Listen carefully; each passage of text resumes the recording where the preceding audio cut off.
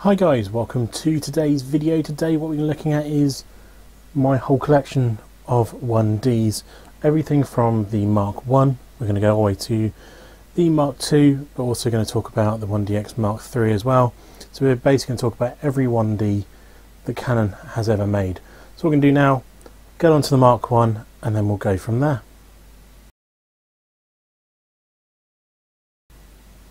So let's get onto the first camera here. We'll start with the Mark 1. Now this came out in 2001. This has a 4 megapixel sensor, a 1.3 crop sensor on there. It's 8 frames per second and has a max ISO of 1600. Now there is technically a digital camera before this, which was the Kodak one, which has a gigantic grip built off the bottom of it, which is 2 megapixels, but it isn't part of the official 1D line, which is why I've not included it on here. This is their official first 1D model from going from the film cameras over to a digital market. So there we have the Mark 1. So the next camera that came out from Canon's lineup was in 2002. This was the 1DS. So this is their first ever full frame camera. Had 11 megapixels.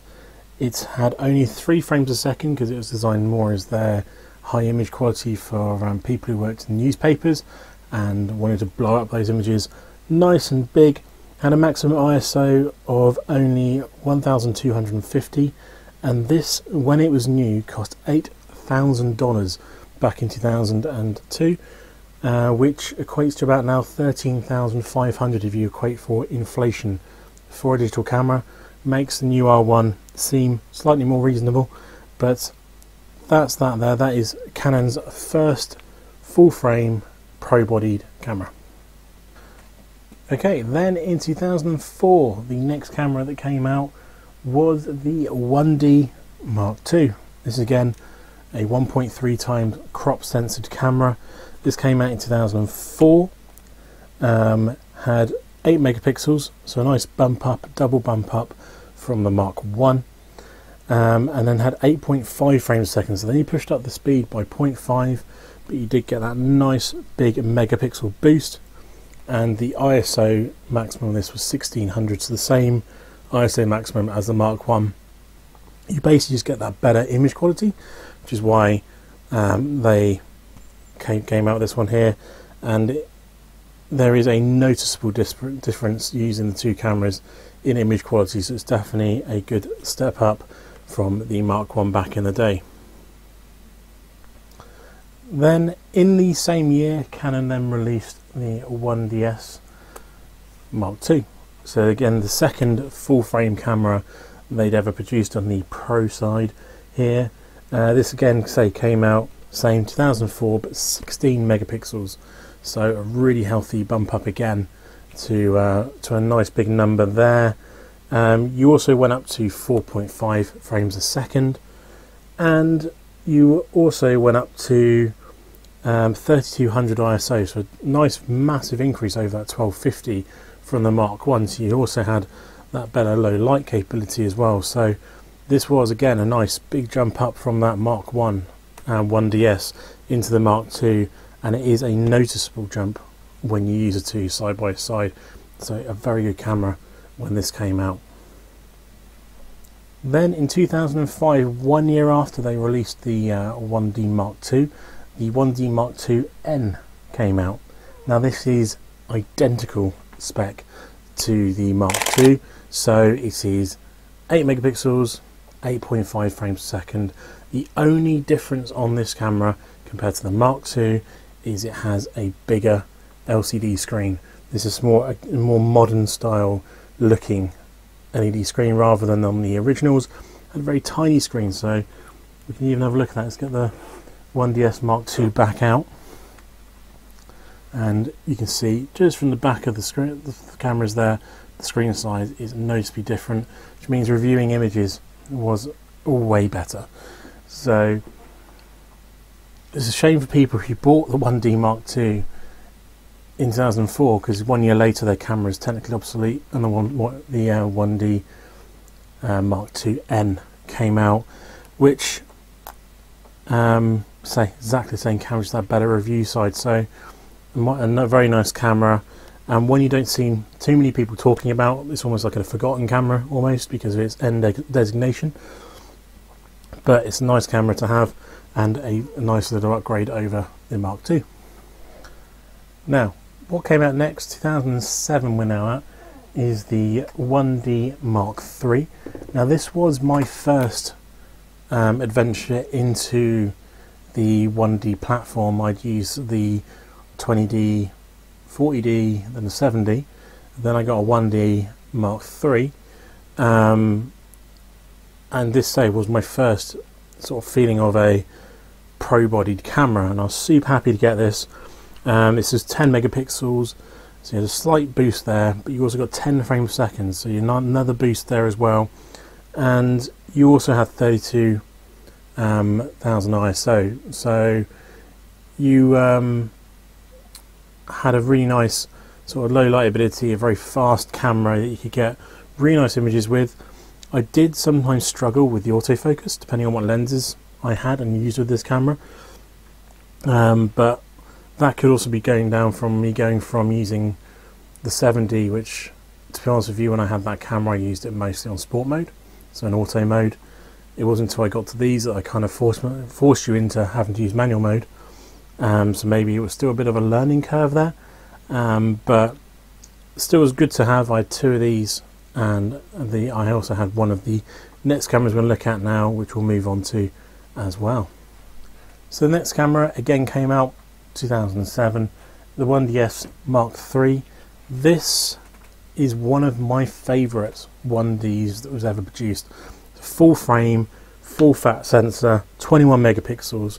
I'd come from cameras that only had 9-10 megapixels to this, and when I was doing landscape photos quite a lot, and sort of like slow motion with streams and stuff like that, this camera just delivered such an amazing image quality that it blew me away. And then since using this camera, I've not really used anything but a 1D from this point, so I just moved through the 1D range. I haven't until I got to mirrorless, when I started using the R7 and the R6 to sort of see what mirrorless kind of was. I only stuck with pro bodies from this moment on. But it's 2007, as I said, 21 megapixels.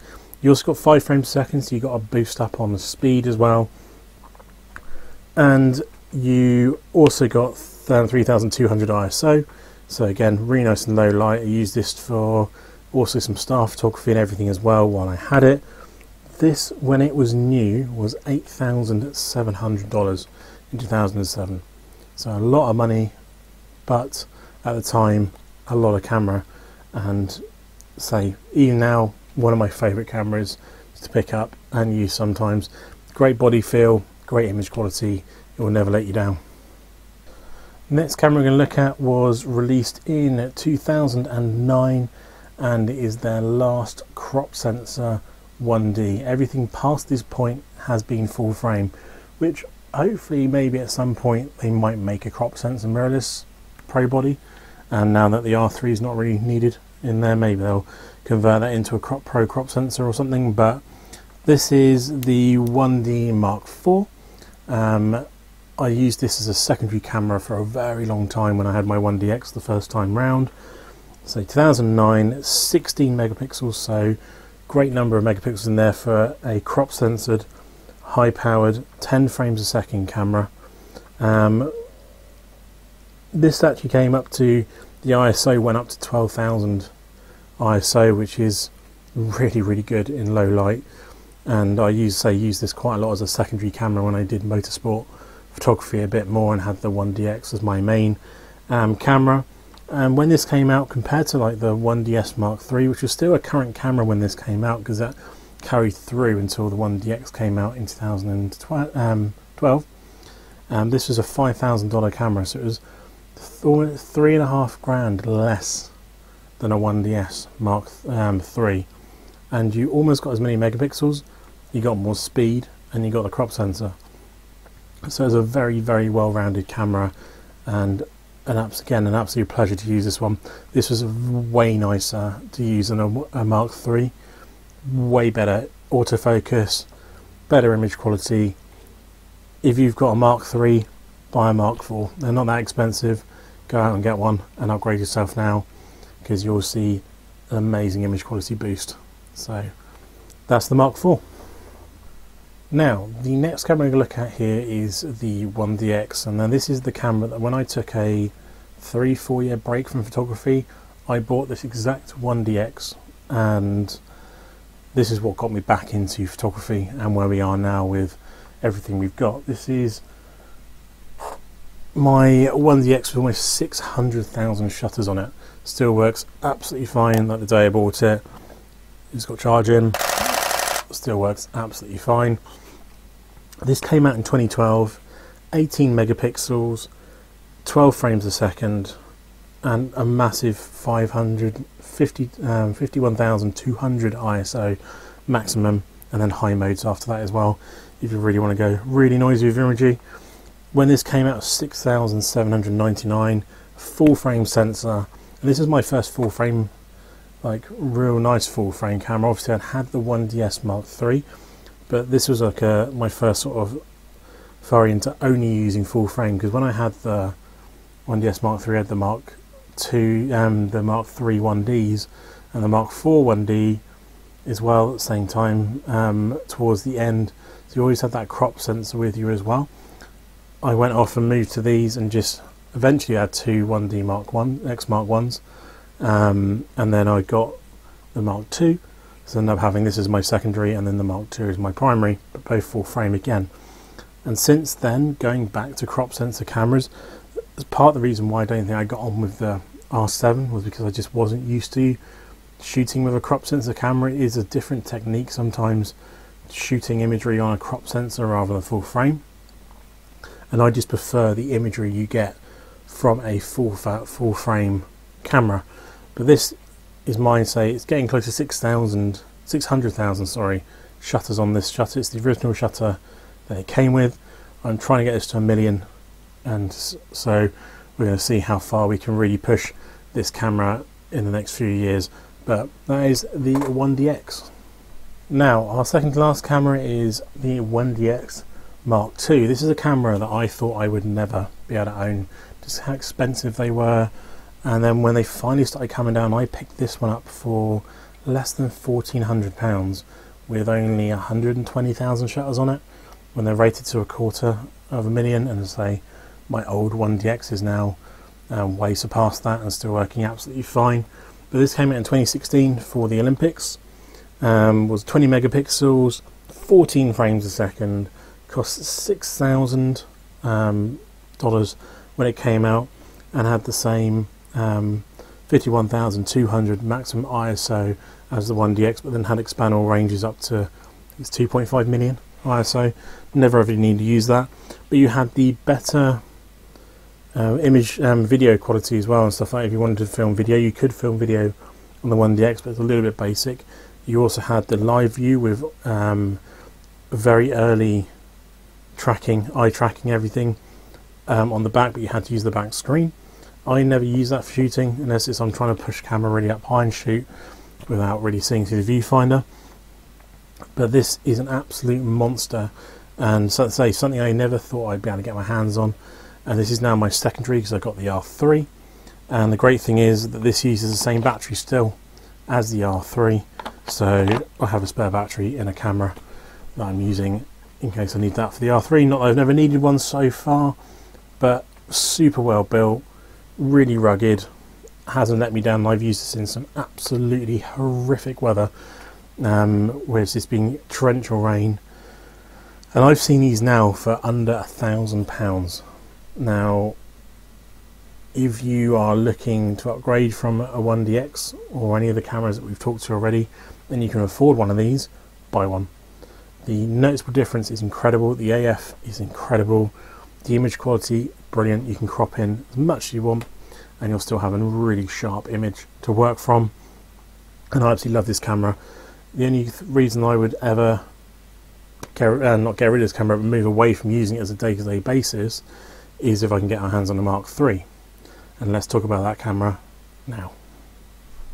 Now, as I said, I don't own a Mark III yet, so pretend this is a Mark III. It looks identical to this.